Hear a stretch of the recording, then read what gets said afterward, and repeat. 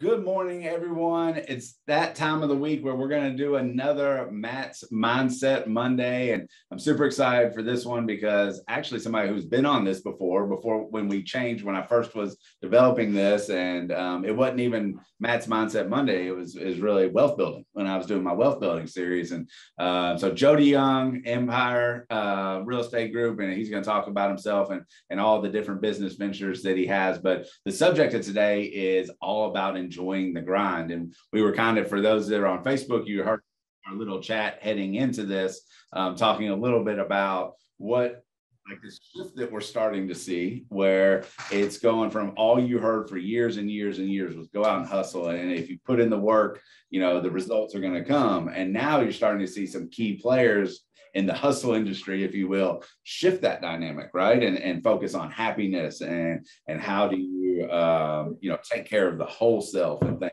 like that. So it's going to be really interesting to see how this conversation evolves in terms of, because me and you've had this conversation numerous times. So previous conversations to now, and then kind of our philosophies on everything moving forward. So I'll let you kick it off by just telling everybody who you are and what you do. So my name is Jody Young, Realtor. I am with Empire Property Group, LLC of Keller Williams Elite. So going from a single agent to saying, you know what, for longevity and sustainability and happiness, it's probably a good idea to build a team and provide some opportunities to others as well. And so I started going down that path in addition to trying to flip houses. And I'm gonna say you're a little more than trying to. It's snowballing. It's getting bigger and better. Yeah. So we really are improving every day. And then trying to buy more houses for rentals, and going to make the switch from long-term rentals to adding on short-term rentals, so some diversity in the portfolio. And then we'll go from there to see what's next, maybe single-family construction, et cetera. Yeah, nice. And so tell everybody how long you've been in real estate. So this is my 25th year in real estate this month. Oh, really? I didn't know it was this month. Nice. This month. Happy work anniversary. Thank you. Might have to do something to celebrate. Yeah. So, but how long have you been working? So there's a difference in being in it versus working it, right? So truth is, I got licensed 25 years ago, and I wasn't a very good agent back then. Coincidentally, the office that I interviewed with was one that I thought had the brand, and that if I went there, I'd be super successful. But when I interviewed with them, they didn't have a lot of training and stuff. So I went to the company that I felt like had the most training. And even with that, I wasn't a very good agent. So I learned real quick. It's funny. I was one of the few people around me that started with me or in the office period that would do cold calls and those types of things. So I felt like I was willing to do some work to be successful that was outside my comfort zone. I just wasn't very good. The timing wasn't right. I don't know. The mix wasn't there for me to kick it off. So I was in and out quite a bit in real estate. And then eventually, I think altogether I'm probably like 10 years full-time. And eventually I landed at Keller Williams Elite. And that was the perfect mix for mindset, training and opportunity and all that stuff. So it just worked out over time. Yeah. And, and the main topic of this being work ethic and hustle. What was your work ethic? Like, was the work ethic always there? Like in the beginning, like talking just real estate, or is that something that as the passion grew, the work ethic grew? I always like to equate passion to hustle. I think they're so intertwined, and the work ethic was there, but there were some principles that I was taught early on that weren't right for me that I was trying to hold to. So my trainer at the time was teaching, you try to take as many weekends off as you could, don't work on Sunday, spend time doing this, and this, make time for this. In the end, like for me, as a newbie getting started who didn't know anything, I probably should have been more like 24/7 mode, learning as much as I can, doing as much as I can, and putting in the work up front. I feel like it's unrealistic for me to, try to have weekends off and stuff like that in the beginning. I didn't deserve it. I didn't earn it. Yeah. And I certainly wasn't financially ready for, days off and stuff like that. Part-time work? I felt like a part-timer. I was making part-time pay, that's for sure. My first listing wasn't even a house. It was a restaurant on Carter Road. And I was quite the entrepreneur because in the beginning, everything was different. Like I wasn't doing houses at all. Like it was like businesses and just, it was crazy. Yeah. But whatever you do to, get started. So what does work ethic mean to you?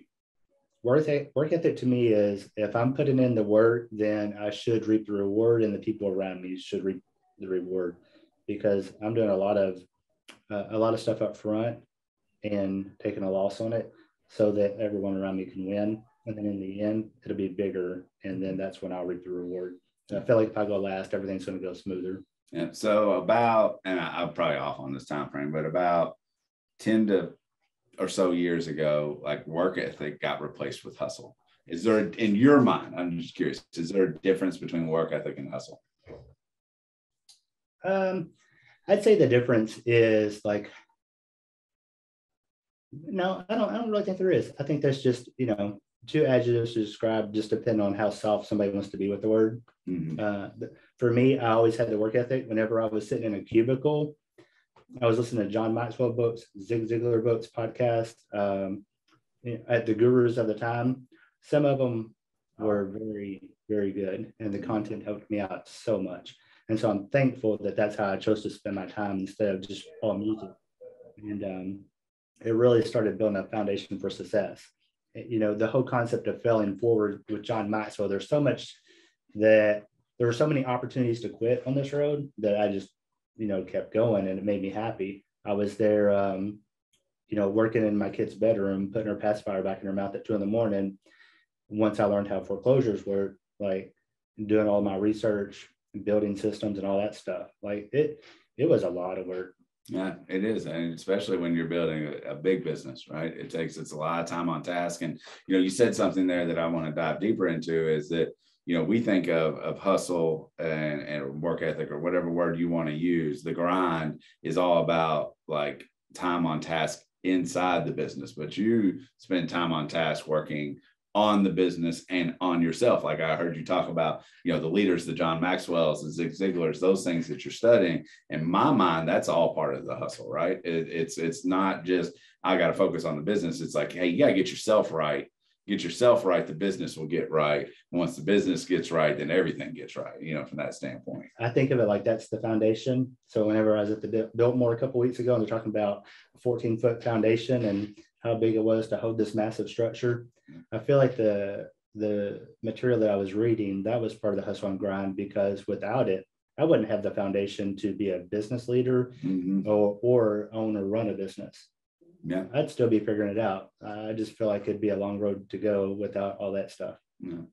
Yeah. So, and speaking, you said the word grind. So now I do think the grind can be a little bit different than the hustle, right? Because the grind is like when you're zoned in and you're going, you're doing that one thing, right? That it makes everything else either irrelevant or even unnecessary, right? If we just focus on that one thing. So that's my definition of grind. Like, what's your definition of grind?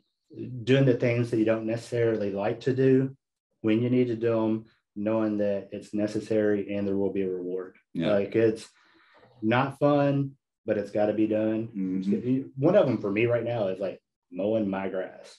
Like, it's not a good return on time for me to mow my own lawn. Mm-hmm. But, knowing that, it's also the time where I listen to a certain podcast.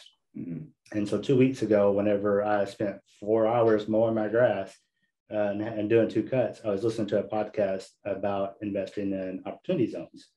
And, never before has that been important to me, but in it laid out 3 key benefits that I would not know today if I didn't force myself to mow the grass, to use that as podcast time for that specific podcast. Mm-hmm. And so there's definitely a benefit, but that's the part of the grind. Like, do the work, get the benefit. And for me, it's like mow my grass. I don't mow my own grass. Like, for me, it's leverage to not. Mm-hmm. So you kind of just gave me some perspective there, because I was always like, okay, if how many hours do I need to free up in order to accomplish everything that is important to me in life, right? And I literally looked at this, and me and Jen had that conversation. It's like, all right, do we mow our own grass, or do we leverage somebody else? Because people think leverage all the time has to be an admin at work or things like that. No, leverage can be a house cleaner. It can be, somebody to mow the lawn, things like that. And I never thought before of could this be part of my learning time, which I do have a lot of learning time right now. Driving between the offices is when I get those podcasts in, right? But it's really interesting to think about, like, how can you take something that you don't necessarily like to do and turn it into part of the grind, if you will. So I really do like that. I like that perspective. You don't always have to be comfortable and do things that are comfortable. We do want to do things that make us happy, but there's sometimes where it makes sense to do what you have to do. Yeah. That's the way I say it. Yeah. And then how do you evaluate? So let's say that you didn't need the time for learning. Like, how do you evaluate what is worth leveraging out versus what's doing? And for me, it's like, I track approximately how much am I worth per hour from a business standpoint, right? Yeah. And then it's like, okay, if it cost me money to do this activity, would I be better off leveraging that out to do more time? Now, there's a balance there, right? Like, I'm not going to go work 100 hours a week. I'm just not. I'm not at that point anymore. I don't think I would enjoy that. If I'm being honest, there was a time when I enjoyed the heck out of it. But now I'm at a different phase in life, and some other things are more important to me at this point. So now it's like, how do I maintain all these businesses and still, I'm not afraid of hard work. Like, I'll still go put in, 50, 60 hours if needed. So it's not about that. How do I stay happy? Right. So, which is to the next question. One thing I know about you is, like, you just love the grind, like that the hustle and all of that, like, that fuels you. Right. So, one, where does that come from? And then number two is have you always been that way? It's been in me for a long, long time. I think it's because when you don't have a whole lot coming up. Yeah. I was the kid, man, I had to be 9 years old, going door to door, shoveling snow, going door to door, raking leaves, because I needed the money. Like, if I want to buy something, like, everybody's wearing the Nikes. If you want some Nikes, you better go earn some money, because you're going to have some Nikes if you do. And if you don't, literally mowed grass for a whole summer day so I could have a pager. But one of the cool pagers with the 3 buttons. You know what I'm talking about? Yeah. I think we just dated ourselves. I don't know, for reference, I still have a pager in my dresser drawer from when I was in real estate before. I have no idea why. So there's always that analysis of return on investment. Earlier, you were saying, what's it worth and leveraging and stuff. So coincidentally, like, I forced myself to mow the grass, to listen to the podcast, learned about investing in the opportunity zone, then learned that, I can save $20,000 in tax money. So the return on investment for that hour is, $20,000. Well, I'm not making 20 grand a year. I need to start mowing. I mean, 20 grand a year. Sorry, 20 grand an hour. Yeah. I'm making 20 grand a year. Yeah, I'm not making 20 grand an hour. So now, I got to start mowing grass. Jen's on here. She's probably like, yeah, you're about to start mowing. So, like, the way my life happened, the events in my life caused me to go down like a certain path, right? Where I spent a lot of time with some family.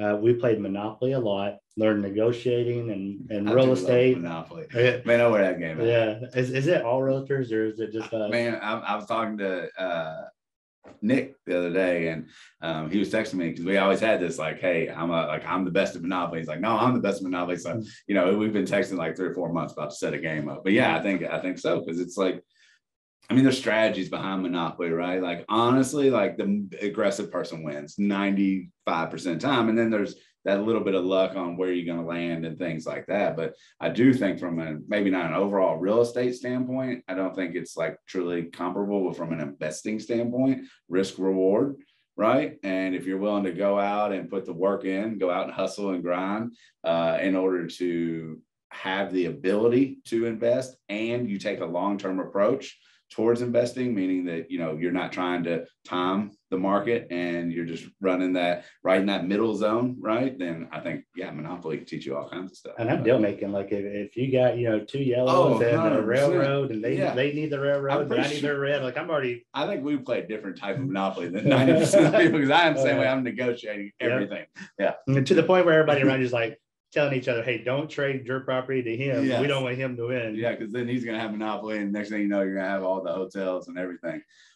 All those things are still fun to me. Like, I would probably still be shoveling snow every day if I wasn't doing real estate. In the winter, like if I needed the money, like I just get up and go to work. Yeah. And I don't know that is so much as enjoyable putting in the work as it used to be, because I'm getting older now. Yeah. And bedtime's coming a little earlier. There's no more 3 a.m. nights. It's more like 12 a.m. is really late. You know what I mean? Oh man, I'm so glad you said that. So, and I've noticed that about you, like over the last really 2 to 3 years, maybe even longer, but especially in the last couple of years. Like, remember, we used to have this conversation all the time. Used to stay up really late at night, and that's when you would go and you would put the work in, right? Like it was a creative time, right? Yeah, and it was 12 to 3, and then something shifted. So what was that? Because now you're getting up, now you're going to bed earlier. Now that, and I'm assuming that you're using that creative times now in the morning. And I know you're up and you're one of the first ones at the office. And so what shifted and why? And then pros and cons. Having people on the team and wanting to be there with them to answer questions and being accountable to their needs is getting me to the office earlier. In all fairness to myself, like I spent a long time, I spent too long learning what to do and how to do it. And so it probably should have been less of those late nights, but eventually everything comes together. Right. And so, you build your systems, you learn what you need to learn, and then you start focusing on relationships and making sure the other person wins. And then, you're both benefiting. So it's just all part of the process. As the next thing comes up and I have to learn something else and I have to put in the work, if what I'm doing now still keeps me busy until 9 or 10 o'clock at night, then again, 10 to 12, 10 to 1, I've got to learn that other thing with the time that I have. I'll do that too. Yeah. So just it kind of fits the most. So then you started getting up earlier to show up differently for the people that you had brought into your world, right? It's funny. So one of my favorite things to do is to get my coffee and go to a certain place and watch the sunrise. And I really like the morning sunrise, the peacefulness of that early AM. And I started liking it more than I like the creative moments in the evening. And, it was time to make that change because of how it made me feel in the morning, and then having the team. And maybe that was part of helping me build a team, is those early AMs. And COVID had a lot to do with it too. Like being home, working from home, and not having the drive times and all that stuff too, allowed my schedule to change. Being at home allowed me to get up earlier, didn't have to run anybody to school and those types of things. So I was able to get focused earlier. And maybe that helped me not work as late into the night. Yeah. So the hours, had the hours changed, like in total hours putting in, or is it more just a shift into different hours? It's still a shift into different hours. Yeah. And there's still a lot of weekend hours being in play right now too. Yeah. Awesome. Do you have any fear of burnout? And A, do you personally have fear of burnout? And then B, how do you avoid it? So I'll go into a spurt of like 3 really busy weeks, and then I'll feel it. And, the little things that come up, instead of looking at those problems as opportunities, they'll start to agitate me more on a personal level. And it's like, man, I really need to calm down and take a break. Yeah. I need a day off. And that's how I'll know. And then if I'm staying up too late over a long period of time, I'll have a catch-up day where I'll need to sleep till 9 a.m. Yeah. And really let that out. Can you really sleep that late?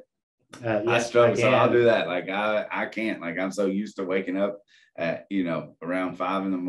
or whatever time we're getting up, and so I tried to sleep in yesterday, for example. Well, not yesterday. I think it was Saturday. No, I guess it was last weekend. I had stuff to do early morning both times this weekend. But whenever the last time I tried to sleep in was, I was planning on sleeping until 9, and I'm up at 6:15. All right, let's go. As of right now, I can't sleep past, I'll say 7:45, 8 o'clock. Yeah. That's my biological clock just won't let me do it. Yeah. So what do you do? So other than just time off like this, or do you are you like a hobby person, or is it just like I need to shut down, turn my phone off and silence? Like I think there's a number of different things that different people do. What is it for you? Real estate is my hobby. Yeah. It's work, it's hobby, it's sports. Like I love all of it. So, I'm competing against myself to fulfill my own potential. And I want to show up every day and do that. So it's fun for me. Like I want to get better. I want to learn new things. All of it's good. And so I don't really have like a shutdown mode where I'm trying to get away from it, because I honestly just love it so much. And then I know you're big UK though. So I know you spend a little time going watching some UK basketball and stuff like that. Yeah. I mean, I imagine that's your passion from growing up. Like I'm assuming you just have always loved them, but it's got to be a little bit of a release for you too in that time to kind of shut down and decompress, if you will. Yeah, it really is. So, it's funny having like the basketball tickets. I'll give them away and use that as, client gifts, and then take people to games. And, it's more fun for me now to spend time with people every chance that I get, especially my family. So when I get a chance to go on a walk with my kids, that's really my release. And I'm like completely zoned out of real estate and prefer not to have my phone with me. That started during COVID too. And that was a really good thing to relax with. Yeah. So one of the things that, of course, we got to watch Sean Anchor at Family Reunion, and our company, and this the first time that I recall this happening, it was our keynote speaker was all about happiness. Mm-hmm. And what's one of the things they were talking about is if you go on a 20-minute walk with somebody else, it's actually scientifically proven that you can be happier just based off that one sole thing. Actually, what was it that Sean said? He said, actually, a 20-minute walk with somebody else engaged in conversation has the same effects as antidepressant drugs over 6 months.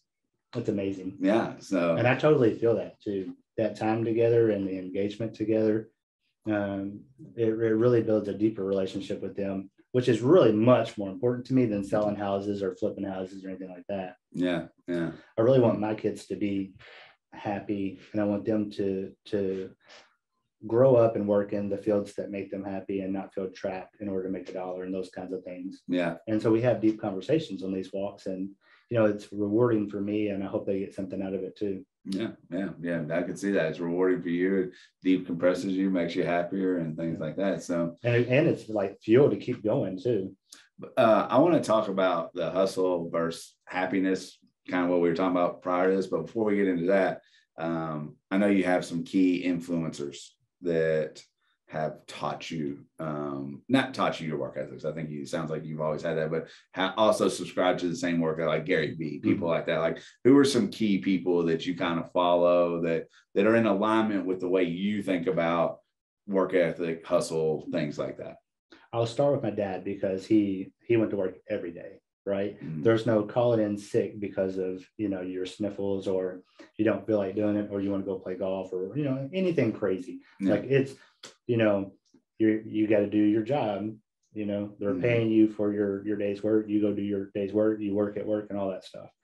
So first I'll start with him, because he modeled it, and I didn't read that out of a book.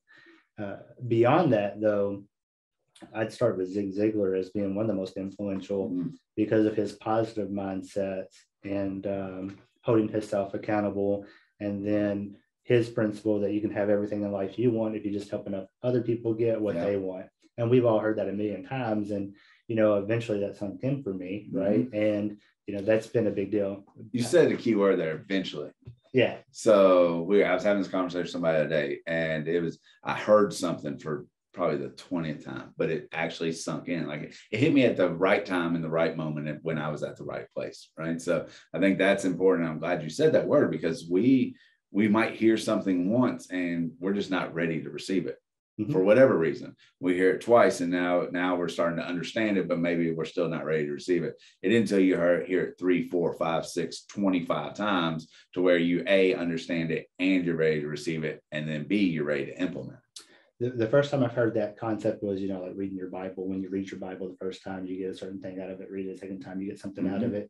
and it's completely true on the opposite end of the spectrum, I guess, content wise, is, listening to a Gary Vee podcast. Mm-hmm. There's 2 of them that I have actually saved and downloaded on my phone, and I've listened to them now at least, no kidding, 75 to 80 times, each one of those episodes. And every time I listen to it, I get something different out of it. I get it, and maybe it's from where I'm at that moment in my life and in my business, but there's a different perspective to the answer that he gives or the point that he's making that becomes relevant. And so at the time that I heard it first, it wasn't relevant. Now it is, and I can learn from it. What were the 2 subjects of those? Just in case any viewers want to go check them out. Yeah, I don't mind to share them. It's branding and marketing. So one of them is called, and they're both from 2019, coincidentally. One's from November 2019, one's from December 2019, December 4, and I think November 19th, called You're Not Even Going to Know Where to Start. And the other is Your Brand Is Going to Be the Only Thing That's Left. So credit to Shelley Westendorf. She's the one that mentioned building brand to me. And then shortly after that, those podcasts became available, and I'd heard them. And then over the last year and a half, it's really become important to me. And that's where Empire came from. And then the flipping business, building its brand now. So, and all your companies have a spin off of Empire? No, I want them to be separate. Okay. Yeah. I don't. So you don't have that, like, they don't share a common name, anything. Okay. No. Okay. It's really weird. I'm probably one of the few people that didn't want the overlap. I want them to be all independent, running, for the most part on their own. And there's more reasons for it, but I won't go into that. No, you're good. Yeah, I was just curious because the Empire, I think, is just a genius name. I wasn't sure if you use that as an umbrella or just spun off of this. That's why I was asking that. I'm thankful Kelly had started her Empire Builders too, because it's the same mindset. Like, she wants people to build their empire. I want people to build their empire, whether it be they're starting with their personal home or getting into real estate investing, whatever makes them happy. Really, your empire would be your happiness. Because if you don't focus on what makes you happy, it's all going to break anyway. Right.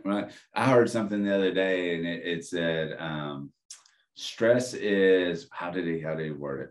Stress is when you're working on something consistently that you don't like to do. Yeah. And I kind of just, like you said, hit me in that moment where I was like, oh, wow. Like, what if I think about my sources of stress, it's all the things that I'm not super passionate about.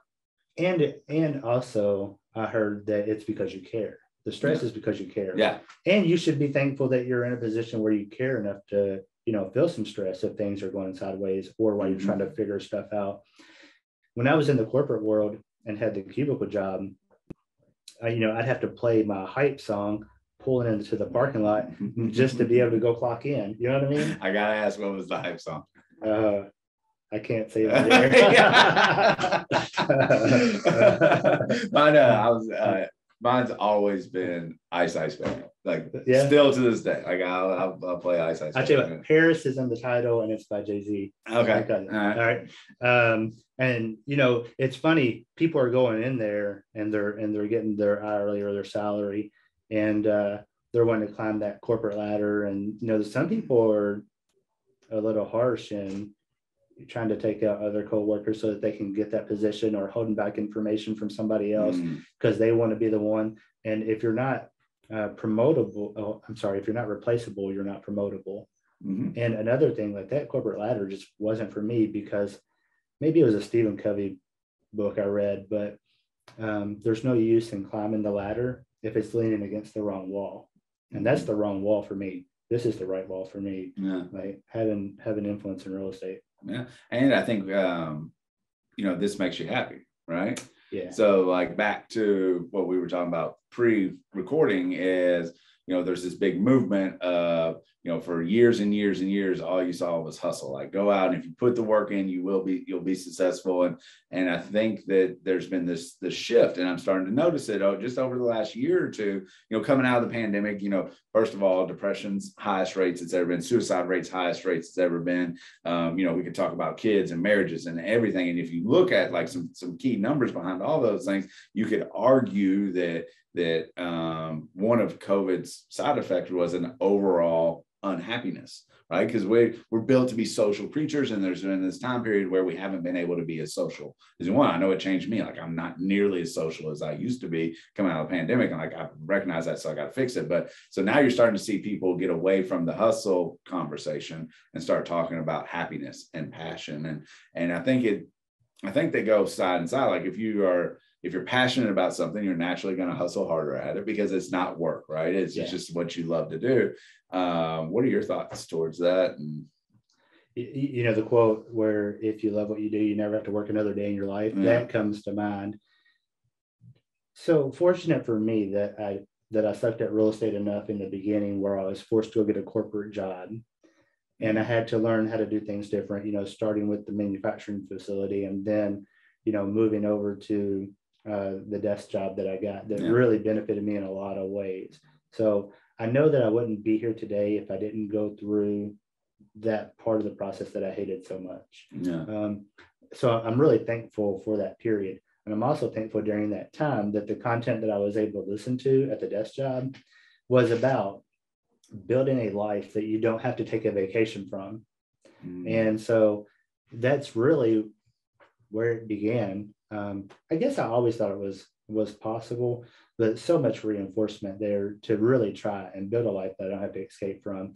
My biggest disappointment is I didn't do it fast enough, or I wasn't good enough to get it done faster for everybody to benefit. However, looking at what is it I want out of life and then back engineering, how to get there was really good. And it puts me in a good mental state that things are coming together too. So you're seeing the fruits of the labor, if you will. And I think that's something that's crucial is sometimes, and maybe I'm speaking to myself, but I'm guessing other people like this as well. Like, we set these really, really huge goals, like super, super high goals, and we don't necessarily have sub goals along the way. And so we're sitting there and we're grinding and we're building business and, we're doing all the right things, but we still are so far from our goal. We don't look back at how much growth we've had. I mean, I remember my first couple of years of going hard in real estate. I mean, we doubled our business, 2 years in a row. And I just kept thinking to myself, but I'm still not X. I'm still not here. And we were, doing, say, for example, we're doing 15 million, but we wanted to do 40 million. Right? I'm like, I'm not even halfway, and I've been grinding for 2 years, if you look at it, if I slowed down enough and looked at it, it's like, man, I've been accomplishing amazing things. And now we're literally a year away. Like, we just continue the trajectory, we're going to be there. But I think it's important that you have those little stepping stones, if you will. Like, you can have a big goal and have an absolute amazing goal, but have little mini goals there and treat yourself, right? And reward yourself whenever you start to hit those. One thing that I don't do enough of is write down the accomplishments along the way.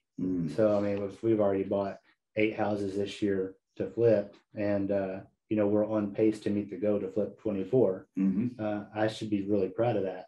But that really doesn't make me happy. What makes me happy is, being able to provide jobs to a lot of workers, solving the people's problem on the other side of that transaction that led to us buying the house. Those things, like, we're like really helping people on a personal level. I feel like that's really, really rewarding. It's funny. I think about knowing you from a long time ago, right? So it's probably been, we worked together at a manufacturing facility. 15, 18 years ago. Like, seeing your growth since then is just so fun for me and inspiring too. Like, and maybe I'm corny because I get inspired by what other people are doing. And no, I think every source of inspiration I've ever had is somebody else. Coincidentally, I don't even like looking back at who I was, 15, 18 years ago. So I struggle with that too.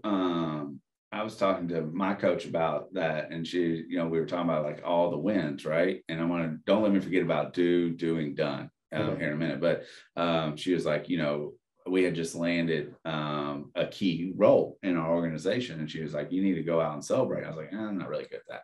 I was like, I'm already thinking about like, how do I train them and things like that. And she's like, no, take the weekend. I don't care what it is. If you need to leave work early on Friday, go play golf, because that's mine. Right. So go do something and celebrate. But you're right. Like, we don't slow down and celebrate those wins. So one thing we started doing on our real estate team, and I think this is this is the play we put on. The reason we put on, I think it's been around forever, but you make lists, and it's like, here's what I need to do. Here's my list of everything I want to accomplish this year. Here's everything that we're doing. So the doing section is what we're actively working on, but then there's a done board, and we have this on our board and we move things. So like reverse bold, for example, went from we're going to do this to we're actively doing this to now we've done it.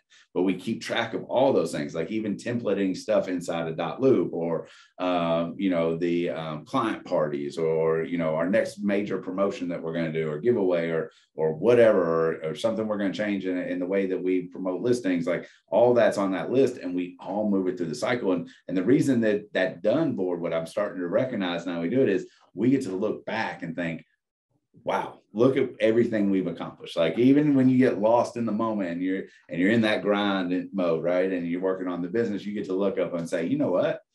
I have accomplished all these things. And then I think that's an important reminder, so that, like you said, with the properties, like you've already bought X number of properties. So that's a reward. And if you do reach that point where you're just like, man, what am I doing this for? Like, because sometimes we feel like we're spinning our wheels. Everybody does. I know I do. But when you look at something, you're like, oh, wow, like look at all the things I accomplished. I thought that was a really good exercise. So. And when you're spinning your wheels, but then you catch traction, I'm thinking about drag cars in my head. Yeah. Like, you pop the wheels at the front and you just go, right? And it feels so good. I forgot where I was going to go with that, but go ahead. What about like? Wait, can I interrupt? Yeah, please. I was thinking about buying so many houses, and that's cool. But on the real estate side and relating to happiness, it's funny to me how there's so many people that I meet on a daily basis that would be a much better realtor than I am because of their social skills and their background, that never get a chance to jump into the business and owning their own real estate business because of the risk that they're not allowed to take in their life, or that they're scared to take in their life. It's a fear. You gotta be willing to bet on yourself. I mean, you lose that comfort. Well, I think it's comfort, and you have to be okay getting uncomfortable. You have to be willing to bet on yourself, because you're going to lose that weekly, bi-weekly, monthly paycheck. And if we're being honest, when you're working in a corporation or any business and you're getting paid a salary or hourly, you can have days that you don't show up. That paycheck's not going to change, right? Now you have too many of them days, it could change. But if you show up at 120%, it's also not going to change, right? And I think that's the thing that drove me to wanting to be an entrepreneur, and the trajectory that I've gone on in terms of what I'm learning and what I want to accomplish is I want to be in control of my fate. And I mean, not only, spiritually and financially and all these different aspects, but in my career path, like I worked for one of the top automotive manufacturers in our area. Went through the corporate ladder, like what we were talking about. I had promotion after promotion and got as high as I wanted to get very quickly. And I started realizing that, I'll tell you what it is. I did a Kaizen, right? The word, right? Continuous improvement. Yeah. So I did something that saved the company right at $3 million. And my paycheck that I was salaried, I put in 60 hours a week for 2 months, building this thing out and testing it, making sure it worked, saved the company $3 million, got my paycheck that next Friday, and it was the exact same. And then it was like, okay, if I'm going to work this hard, why not bet on myself? Now, I'm also very good at taking risks, meaning that like I have a very high tolerance for risk, and I don't get scared of betting on myself or betting on things that I believe in. So I think I was able to do that. Some people aren't. Some people are like, no, for some people it might stress them out too much to not have that paycheck and to be willing to go out on their own. And I tell people all the time, you can have opportunity or you can have security, but you can't have both. And in all honesty, the security that comes with having that paycheck is an illusion. And we all see those memes where, if something happens to you, they'll replace you in a week, right? They'll have your job posted in no time, and it's next man up. But when you're betting on yourself and you're giving yourself those opportunities, that's where you really have, wow, that's happiness and income. I never thought about it like that before. I'll be honest, I hadn't. And I know because I've been the person that's been the manager role that had to when we had the economic downturn, when I was working at the manufacturer, I was one of the people that had to walk into the room and let go a third of the workforce. Like, and it's sickening, isn't it? Oh man, like that's actually why that was probably one of the foundational pieces that made me get out of that career path, and not being able to control what I did with staff fully. Yeah. So, I think about that. And if you're in a situation where, I mean, right now, like I'm a business owner and have employees, and if somebody's not right for the position, it makes sense for me to let them go so that they can go do the things that make them happy and that they excel at which point they would get a better return on as well. And we both win that way. And in that situation, those folks, were not deserving to be let go. Yeah. And there's really nothing you can do to control it. So I'm sure that was not easy. No. I mean, I had a month there where I was not a happy camp. Like, I mean, internally, I was not happy when that happened. And, I take that into consideration now. Like, so one thing you'll hear me and Shelly always talk about is like, hey, from the real estate side, or me and Kelly on the brokerage side, it's like, how we got to make our worlds big enough that we can fit everybody in it and make us recession proof at the same time. Meaning that from my team standpoint, it's like, if I lose an agent and a big producing agent, most natural reaction is to go cut expenses. Like in the corporate world, that's what we would do, right? If we lost a big chunk of business, our sales went down, what have you, then we have to offset it by changing expenses. Or we could make sure that we have enough reserves and carry it and know that the people bring so much value to our organization that they will help us capture that back plus some.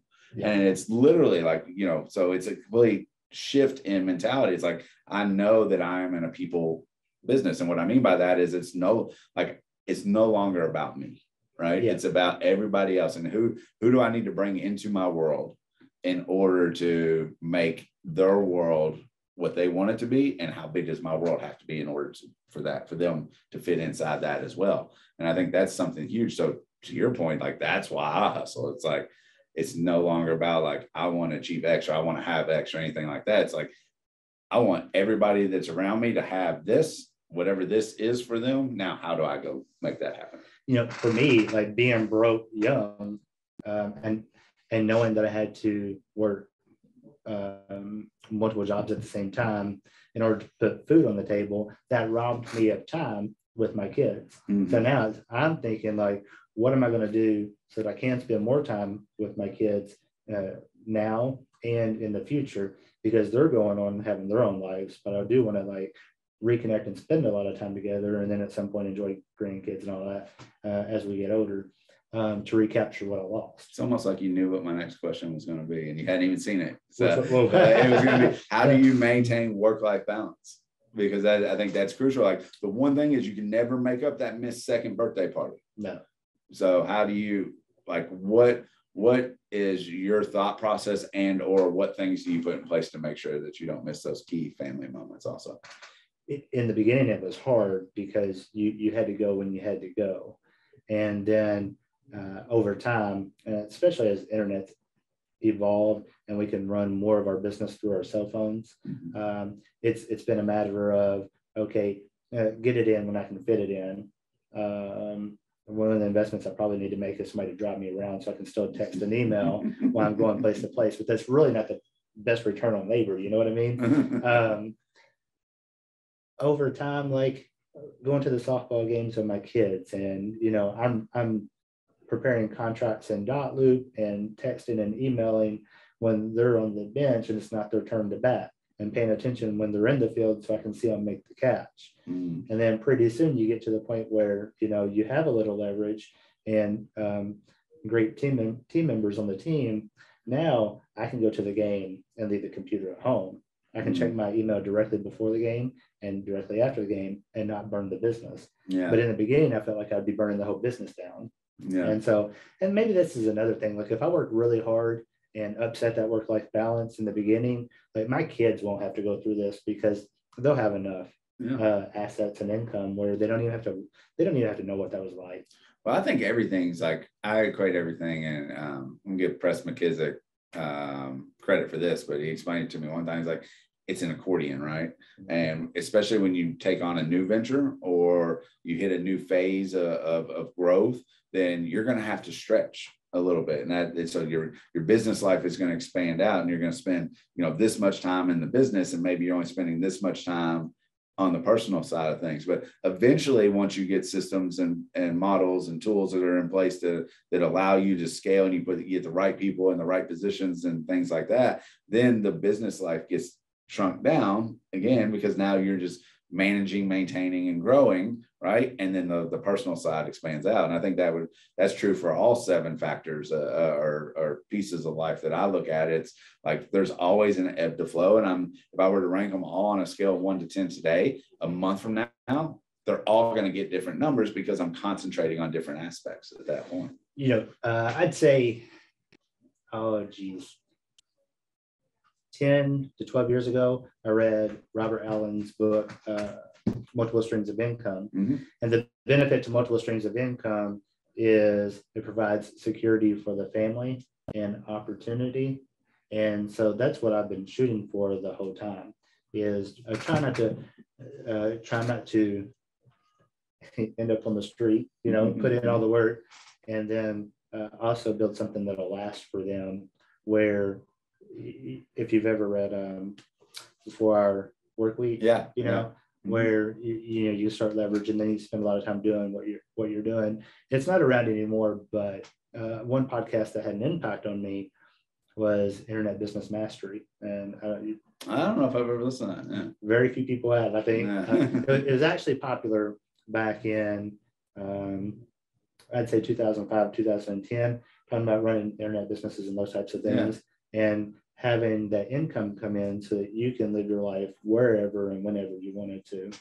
And so, for the first half of my life, that didn't work out for me, because you do what you got to do. But the second half of my life, it will. And better yet, my kids will benefit from that. Yeah. So work-life balance, I think it's part of just enjoying what I do, spending time with them whenever I can, and knowing they're going to enjoy it for a lot longer than I ever will.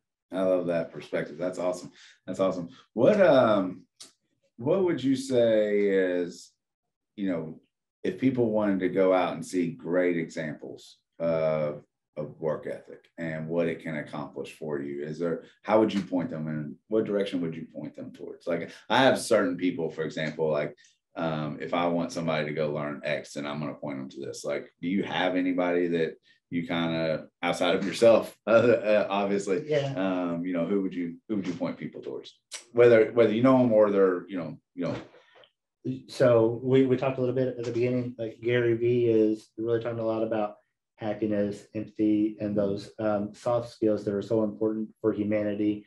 I'd say go pay attention to that, because it really matters what's on the inside of the person, because we're all built different and uniquely. And so you have to do what makes you happy. Yeah. And there's different things that make us all happy. So you really have to identify what that is. And if you've never taken Quantum Leap, and I know it's a KW based event or course, but really dig into that and look inside. The more people look inside, and the more that they find, and the more likely they are to be happy and do the things that it takes to be happy.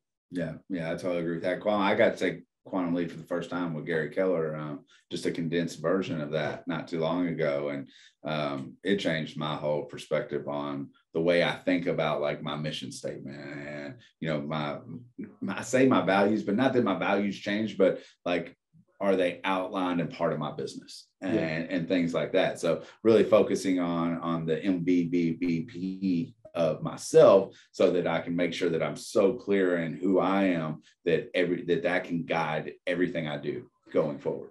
Whenever I started, it was all about me, and then it was all about me and my family. Yeah. And now it's me and my family and my team members and my coworkers. Yeah. Because I want everybody to win. I want them to, be fulfilled, and I want them to be successful to their version of successful, and as wealthy as they want to be. Yeah, I love that. So key takeaways for, when it comes to hustle, work ethic, happiness. I know we talked about a wide range of things, but if you could leave all of our viewers and listeners with just one thing, what would it be? don't beat yourself up for having to do what you've got to do when you have to do it. That's good. I'd say that's it. I love that. Give yourself some grace, but also don't cut yourself slack and make excuses because you're depending on you, and a whole lot of other people are too. Be accountable to yourself. Yeah. I love that. I always love getting to talk to you, and I love seeing what you're doing and the growth that you've had over 15 or 20 years. It's been fun. Yeah, same. It's been a heck of a roller coaster. But everybody, just Jody Young, make sure you follow this guy, whether it be on social media, reach out to him directly. If people want to get a hold of you and want to have a conversation, or like, hey, I'm struggling in this area. I mean, I know you're always willing to have a conversation. How should they reach you? Send us an email at jodysoldmyhome@gmail.com. I'm on Instagram at jody.ky, Facebook, Jody Young Realtor. And I'm happy to help. Like, you on TikTok yet? I am on TikTok. It's Empire Realtor. Nice. So check that out. We've got some flip houses and some nonsense, and maybe it's entertaining. Okay. I really want to do more of that stuff, but I'm not there yet. Yeah, hey, I hear you. All right, everyone. Thanks for joining us for another edition of Matt's Mindset Monday. We are off next week. I have a special event meeting, I guess I should say. So I did have to end up moving next week, but we will have a 2-week break and then we'll be back. So be sure you stay tuned, and we're always glad to help you.